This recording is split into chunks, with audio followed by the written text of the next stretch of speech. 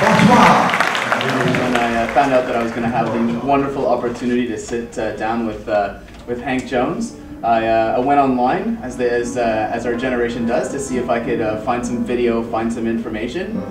And the one thing I noticed about every video I see of you playing is that smile. Some players have they have a serious look.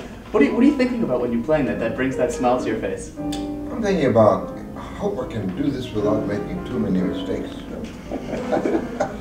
Well, I think it's a secondary thought. I mean, the main thing is to try to play the material the way it's supposed to be played. We have an arrangement to play. I was hoping we can do it as planned, and that I can perform at a level that I hope people will appreciate.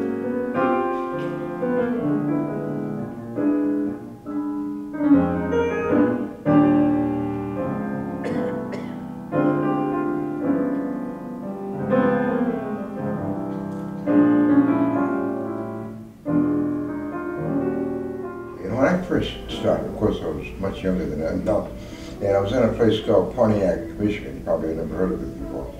But there were very few people there who, let's say, were jazz conscious. And in fact, at that time, I wasn't really thinking about jazz much either, because I was still taking lessons. But I didn't start playing jazz till much later. A group of guys, myself, they were all about the same age as I was.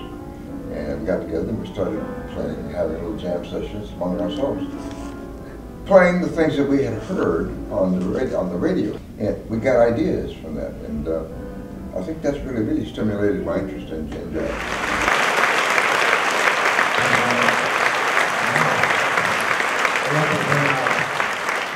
Charlie Hayden, here's Charlie Hayden.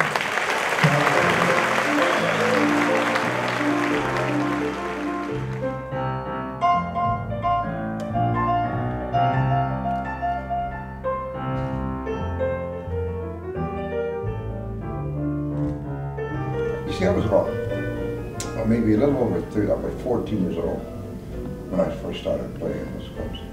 And that was how I got started. From there, it began to get bigger and bigger. I started going to other cities near there, places like Flint. Michigan, for sure. Grand Rapids. Absolutely. You know about that, right? We know little places like that. But all these places had little clubs you could play on. But really not many people were that interested. Actually, at that time, people were more dance conscious than they are today. There were a lot of dance balls. We played a lot of dances. In fact, if you go way back to the beginning of jazz, that's how it began. It began with people dancing. They were like friends of ours, mostly. And that's how it got started. They were very enthusiastic sometimes about what we played, They would yell out certain things, like you said, like something, yeah, do it, man. They don't do that anymore. You see, I think that kind of response was prevalent then, but not later, because later when I began to play in places like the halls that we played jazz at the Philharmonic played in, people were pretty quiet, very quiet and appreciative. When we finished playing, we got the applause.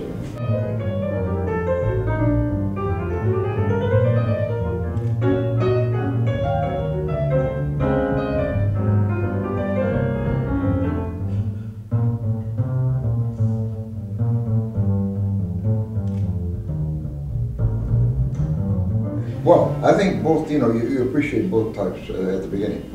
Because when you hear that when you're young, that gives you a little encouragement, But later on, you realize that people don't react that way. They still appreciate what you're doing, but they don't react that way. They react after you finish playing, and not doing it.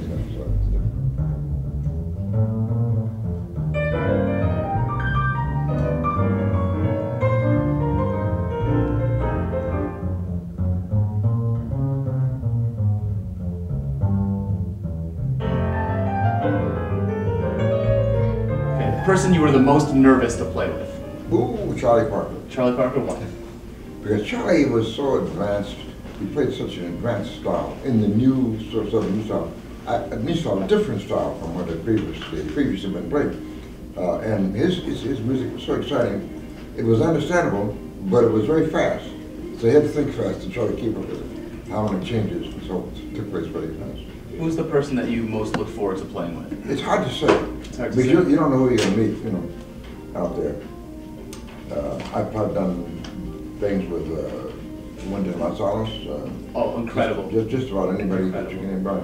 Okay, fair And enough. Miles Davis was around, you know, I did with those, I played with those guys. All right. But, you know, there are people like that, you know, there's, oh. So who are the, do you know the people in this picture? Yeah, I know at least one of them, and one of them is me. This is Benny Goodman here. That's right. I think it's Patty Page, I believe, but that's me, you know. As you can see, I was a little bit heavier then. It was probably in the late, mid-60s. Mid-60s. Right. Fond memories? Well, yes, interesting memories. Yeah. I remember, see, we went out, this picture was taken on the stage where they were doing the Ed Sullivan Show. Okay. And I wasn't doing the Ed Sullivan Show yet, you know. But we had the picture taken there. But Benny had the picture taken. Just Benny Goodman. Oh my God. That was one of those publicity pictures, you know. My face was like, I was sitting in front of a glass partition, you know. Yeah. I'm leaning right into the glass, you know, and I'm doing this. That's what the photographer wanted, you know. I don't think he liked me, you know, very much. No. I see Barry Harris, Oscar Peterson, and myself.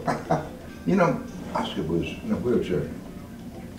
But that night, that same night, they announced that he was not going to play because he was not feeling well. But at the end, when they announced his name, he got up out of the wheelchair and went to the piano and played. You know, he played beautifully, really. Yeah, that's yeah, he wasn't feeling too well, but they played it like, you couldn't tell that from the way he You played. couldn't tell. No. A professional right to the end. Exactly.